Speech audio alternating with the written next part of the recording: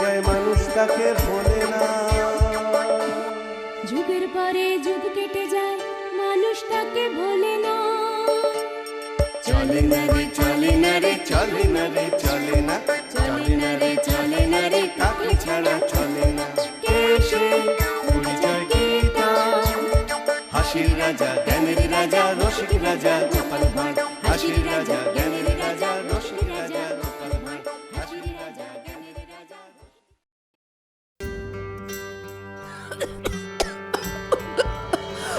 আহারে, কাশিটা বড্ড বেড়েছে। রানীমা, খুব কি কষ্ট হচ্ছে? কি করে যে ঠান্ডা লেগে গেল জানি না। তার উপর তোদের মহারাজ আজ আবার খামবাজ রাজ্যে যাচ্ছেন। যাবার সময় তার কোনো সাহায্যেই লাগতে পারলাম না। সে আপনি আর কি করবেন বলুন? শরীরের ওপর তো কারো কোনো হাত নেই। রাজবুদ্ধি মশাইয়ের পাঁচন খাচ্ছেন, দেখবেন দু একদিনের মধ্যেই ঠিক সুস্থ হয়ে উঠবেন। সুস্থ হয়ে উঠলেই বাঁচি। এভাবে এভাবে রোগী হয়ে সারা দিন বিছানায় পড়ে থাকা আমায় কি মানায়?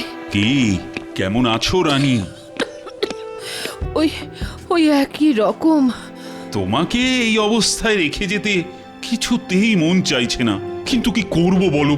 অত বড় একটা আলোচনা সভায় স্বয়ং নবাব, তারপর বর্ধমানের রাজা উপস্থিত থাকবেন।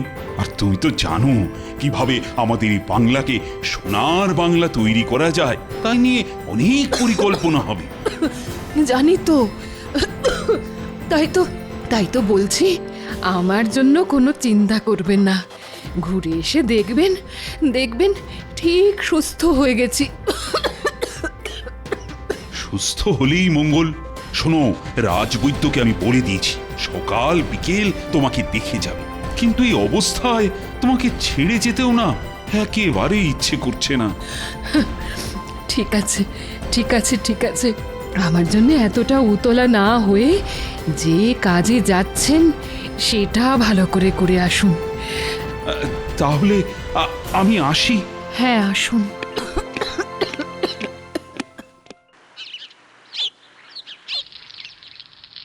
গিন্নি, গিন্নি, আরে দেখো দেখো, বাজার থেকে আজ কিরকম জ্যান্ত কই মাছ এনেছি। কই মাছ?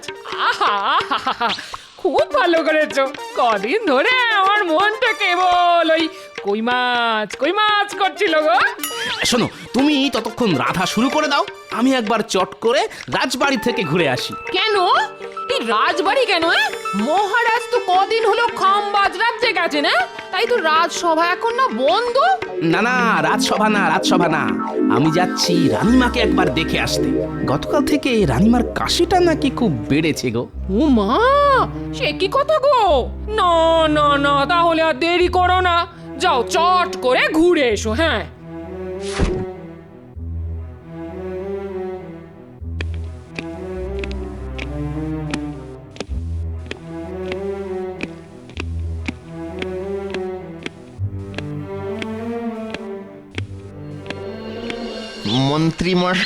মন্ত্রী মশাই, যা বলতে এসেছিস চট করে বলে ফেলতো।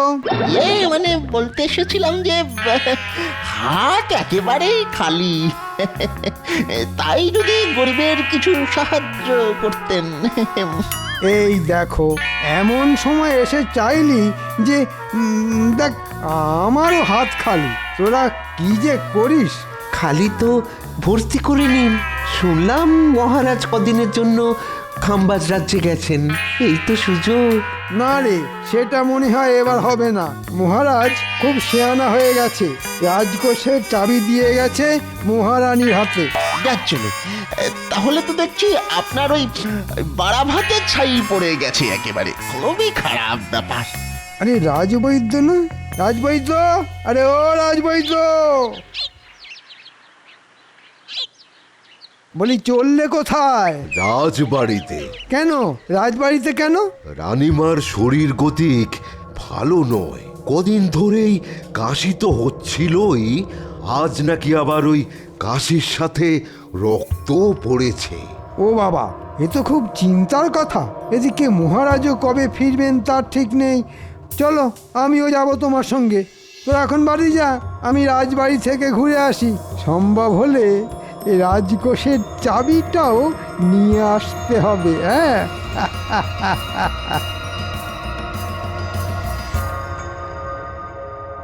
এখন কেমন আছেন রানীমা? খুব একটা ভালো নয় গোপাল। কাশিটা কিছুতেই কমছে না। আজ আবার কাশতে কাশতে রক্ত পড়েছে। সে কি? না না, কাশির সাথে রক্ত পড়া তো ভালো কথা নয়। তা রাজবৈদ্যকে কি খবর পাঠানো হয়েছে? হ্যাঁ, পাঠিয়েছি, তিনি এসে পড়লেন বলে। এসে পড়লেন নয়, এসে গেছি। আপনি কোনো চিন্তা করবেন না রানীমা, রাজবৈদ্যকে একেবারে বাড়ি থেকে তুলে নিয়ে এসেছি। আমাকে আবার তুলে আনলো কখন? বরং বরং আমার কাছ থেকে তো সব কিছু শুনে নিজেই তো আমার পিছু পিছু চলে এলো। আরে, এমন ধ্যানমগ্ন হয়ে কি ভাবছো? হ্যাঁ, দেখো দেখো, তাড়াতাড়ি রানীমাকে দেখে রোগের উপশমের কিছু একটা ব্যবস্থা করো। হ্যাঁ হ্যাঁ হ্যাঁ, দেখছি দেখছি দেখছি। বড় করে হাঁ করুন তো দেখি। না না না না না না না, তেমন ভয়ের কিছুই নেই। আসলে ওই কাশতে কাশতে গলার ভেতরটা মনে হচ্ছে ওই চিড়ে গেছে। হ্যাঁ হ্যাঁ, ওই তার থেকেই রক্তপাত। শোনো বৈদ্য, ভালো দেখে এমন ওষুধ দাও যাতে রানীমা তাড়াতাড়ি সুস্থ হয়ে ওঠেন। জানেন রানীমা, আপনার অসুখের চিন্তায় কাল সারা রাত আমি দু চোখের পাতা এক করতে পারিনি। বেটার ছেলে কিরকম গল্প বানাচ্ছে দেখো। আজ সকালে বাজারে দেখা হতে একবারও তো রানীমার কথা বললো না, উল্টে গুচ্ছের বাজার করে আমার নাকের উপর দিয়ে থলি দুলিয়ে বাড়ি চলে গেল। কাশিটা পুরোপুরি নির্মূল হতে আরো কটা দিন সময় লাগবে। মন্ত্রীমশাই, রাজকাজের কোনো অসুবিধে হচ্ছে না তো? না না, অসুবিধে আবার কোথায়? শুধু রাজকোষের চাবিটা যদি দিতেন। কেন? রাজকোষের চাবি দিয়ে আপনি আবার কি করবেন? দেখো গোপাল, যা বোঝো না তা নিয়ে কথা বলো না। বারে, বুঝবো না কেন?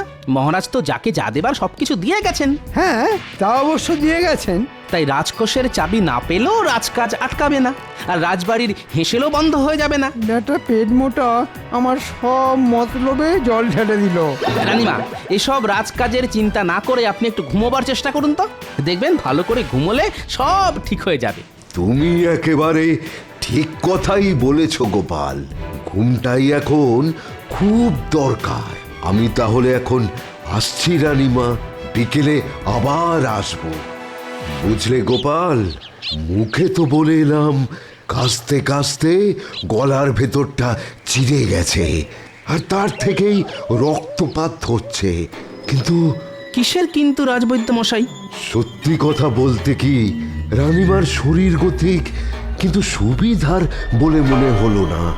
আজ না হয় পাচন দিলাম, পাচন খেয়ে সুস্থ হয়ে গেলে ভালো, কিন্তু কিন্তু ভালো না হলে খুবই চিন্তার বিষয়ে গোপাল। কি বলছেন কি? আমি ঠিকই বলছি। এদিকে মহারাজও রাজ্যের বাইরে, তিনি থাকলে এতটা চিন্তা আমার হতো না। তার মানে মহারাজকে খবর পাঠাতে বলছেন? কিন্তু সেখানেও তো সমস্যা। খাম্বাজ রাজ্য তো আর খুব একটা কাছে নয়, দ্রুতগামী ঘোড়ায় চড়ে গেলেও 1.5 দিন লেগে যাবে। হ্যাঁ, ওই যাওয়া আসার দূরত্বটা একটা সমস্যা বটে।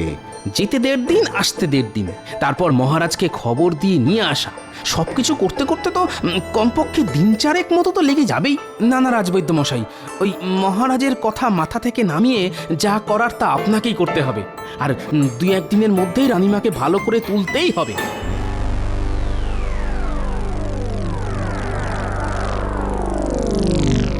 কি গো, পাতের উপর মাছ নিয়ে কি এত ভাবছো? বলি খেয়ে বলো, তেল কইটা কেমন রেঁধেছি? হ্যাঁ হ্যাঁ হ্যাঁ, এই তো খাচ্ছি।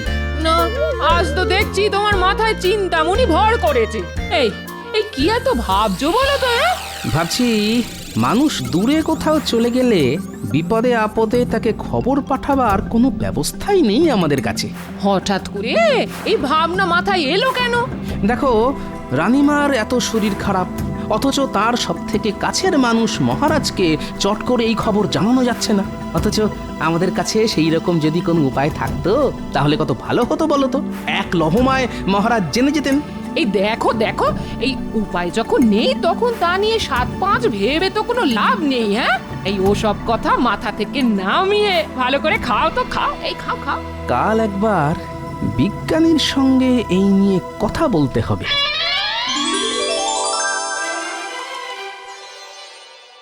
রানীমা, ফল খাওয়ার পর ওষুধ খেতে হবে কিন্তু। আর কত ওষুধ খাবো বলতো? এখন তো আমি অনেকটা সুস্থ আছি। কাশিও তো তেমন নেই বললেই চলে। তবুও রাজবৈদ্য মশাই নিয়ম করে ওষুধ খাওয়াতে বলে গেছেন। ভেতরে আসবো রানীমা? হ্যাঁ হ্যাঁ, এসো এসো। এখন কেমন আছেন রানীমা? ভালো আছি বৈদ্যমশাই। সত্যি কথা বলতে কি, আপনি ধন্যন্তরী। আপনার ওষুধ যেন কথা বলল। যাক বাবা, ফাঁড়া কেটে গেল। এই কথা কেন বলছো গোপাল? বলছি কি আর সাধে, এদিকে আপনি গুরুতর অসুস্থ, ওদিকে মহারাজ শতেক যোজন দূরে। চিন্তায় তো আমাদের হাত পা পিঠের মধ্যে সেঁধিয়ে যাচ্ছিল। ওষুধটা কিন্তু নিয়মিত খাবেন, আর তেমন কিছু বুঝলে সঙ্গে সঙ্গে আমাকে খবর পাঠাবেন। এখন তাহলে আসি রানীমা। হ্যাঁ হ্যাঁ, আসুন আসুন।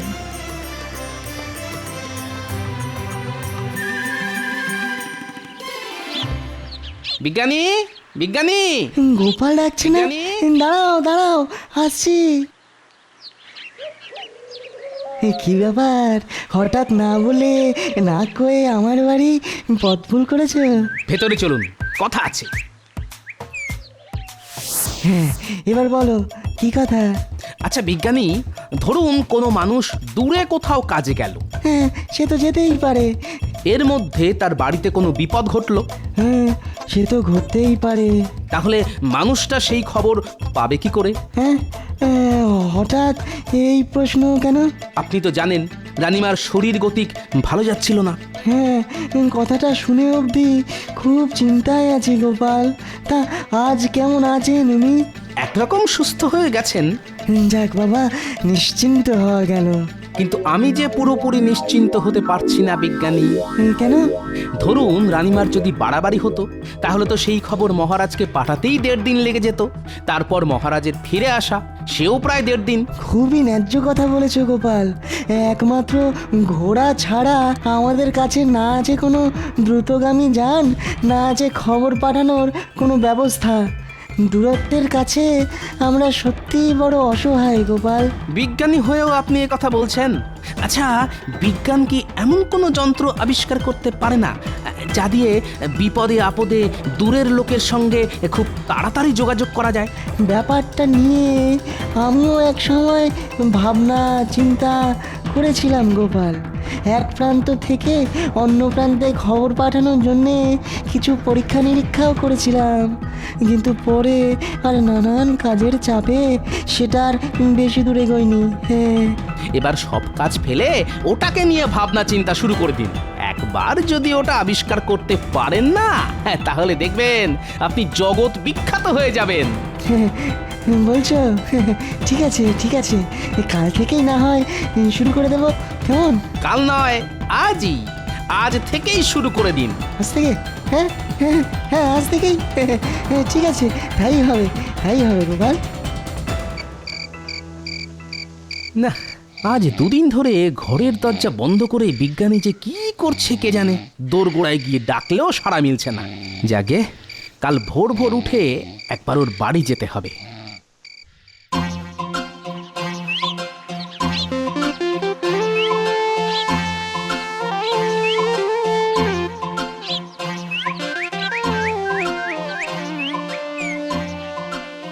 এই দেখো গোপাল,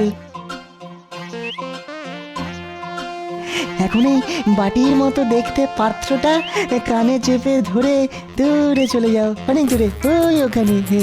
আমি এই বাটিটায় কথা বলছি, দেখি তুমি শুনতে পাও কিনা। গোপাল আমার কথা শুনতে পাচ্ছ? কি গো, শুনতে পাচ্ছ? না, কিচ্ছু শুনতে পাচ্ছি না। দেখো তো এবারে শুনতে পাচ্ছ কিনা। না, শুনতে পাচ্ছি না কিছু। কিছু শুনতে পাচ্ছ না? আচ্ছা, কি করি কি করি? হ্যাঁ, আচ্ছা আচ্ছা গোপাল, যন্ত্রটা নিয়ে তুমি তোমার ঘরের চালের ওপরে ওঠো তো, তারপরে দেখো শুনতে পাও কিনা।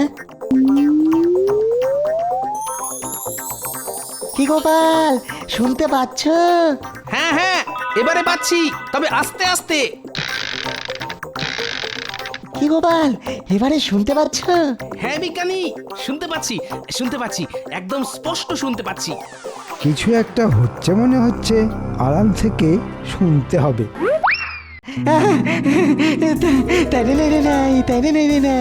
তার মানে আমার আবিষ্কার ঠিক পথে এগোচ্ছে, শুধু এটাকে আরো উন্নত করে তুলতে হবে।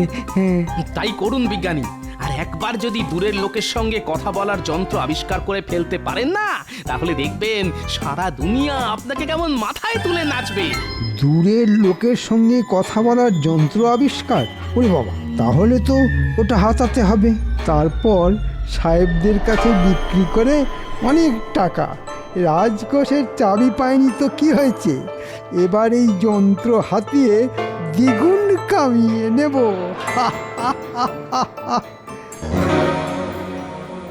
এবারে এমন জোরে মারবো না, দেখবি আমার গুলি তোরা কেউ ধরতেই পারবি না।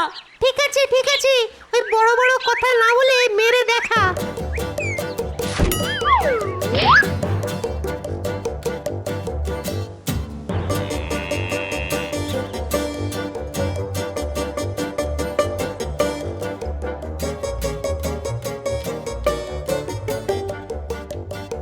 বুঝলি পুরি, এই মাঠটা না খুব সুন্দর, কাল থেকে আমরা রোজ এই মাঠেই খেলতে আসবো। কিন্তু একটাই মুশকিল বুঝলি, এই মাঠটা আমাদের বাড়ি থেকে অনেক দূর। আর কত দূর? মাত্র আধ ঘন্টার তো পথ। তাছাড়া আমাদের খেলার মাঠে তো গরু চড়ছে, ওটা মাঠ না গোয়াল ঘর বোঝাই যাবে না। যেদিকেই তাকাও গোবর আর গোবর। ঠিক আছে রে ন্যাপলা, কাল থেকে আমরা এই মাঠেই খেলতে আসবো। আরে আরে, মন্ত্রী মশাই এদিকেই আসছে না? তাই তো, এদিকে সাহেবদের বাড়ি ছাড়া তো আর কিছুই নেই। তাহলে হয়তো সাহেবদের সাথে দেখা করতে আসছে। চল লুকিয়ে পড়ি, তারপর দেখতে হবে সাহেবদের সঙ্গে মন্ত্রী মশাইয়ের কি দরকার।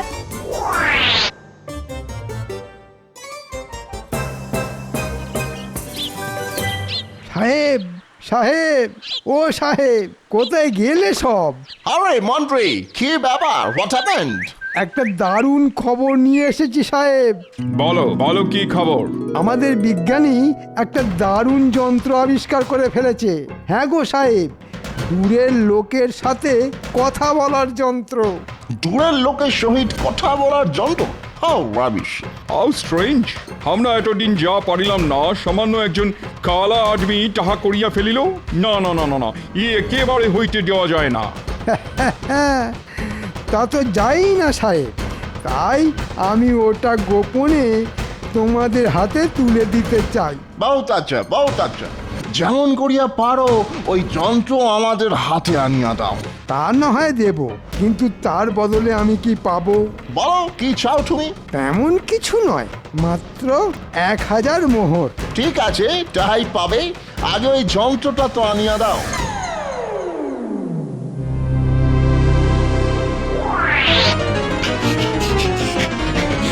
গোপাল দাদু, গোপাল দাদু! কিরে, কি হয়েছে? ঠিক আছে ঠিক আছে, তোরা যা, আমি এর ব্যবস্থা করছি।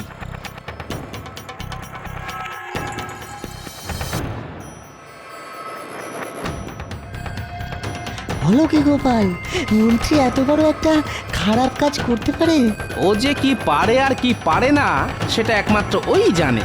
কিন্তু আমাদেরও এর একটা উপযুক্ত জবাব দিতে হবে। যন্ত্রটা লুকিয়ে ফেলতে বলছো? না না, লুকিয়ে ফেললে তো খেল খতম হয়ে যাবে। শুনুন, এমন কিছু একটা করুন যাতে বাক্সের হ্যান্ডেল ঘুরিয়ে যন্ত্র চালু করলেই দুম করে ফেটে যায়। খুব ভালো বলেছো গোপাল, এটাই হবে শটে শটাং সমাচারের।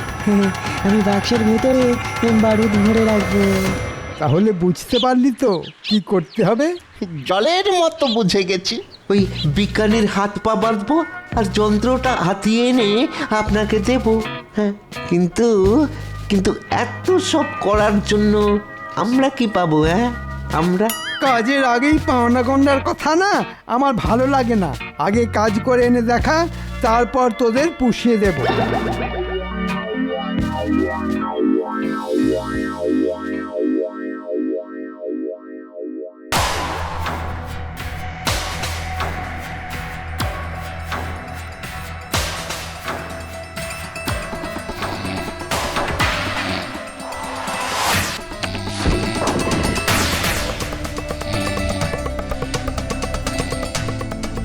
বুঝলি ঘটা, এটাই মনে হচ্ছে সেই যন্ত্র যেটা মন্ত্রী মশাই হাতাতে বলেছেন। তাহলে তাহলে চল এই যন্ত্রটা নিয়ে পালাই। হ্যাঁ, কিন্তু কিন্তু বিজ্ঞানীর হাত পা বাঁধতে হবে তোরে। দরকার নেই, ও বেটা ঘুমিয়ে একেবারে কাঁদা।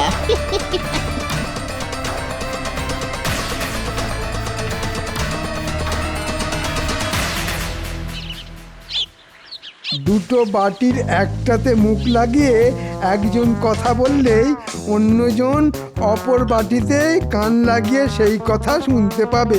হ্যালো হ্যালো, শুনিতে পাইতেছো? Hello hello hello. No man no, কিছু শোনা যাইতেছে না। এই দেখো, বলতেই ভুলে গেছি, ওই যে 4 চৌকো বাক্সটার গায়ে হ্যান্ডেল রয়েছে ওটা ঘোরাতে হবে সাহেব। Oh my God! এটা যন্ত্র দিয়া আমাদের মারিয়া ফেলিবার ষড়যন্ত্র। ওরে বাবা রে, মেরে ফেললে রে, মেরে ফেললে। হল্ট হল্ট মন্ত্রী, আরে ওই শুট করিয়া দিব। তোমাকে থামিতে বলিতেছি, আমরা কিন্তু গুলি করিব।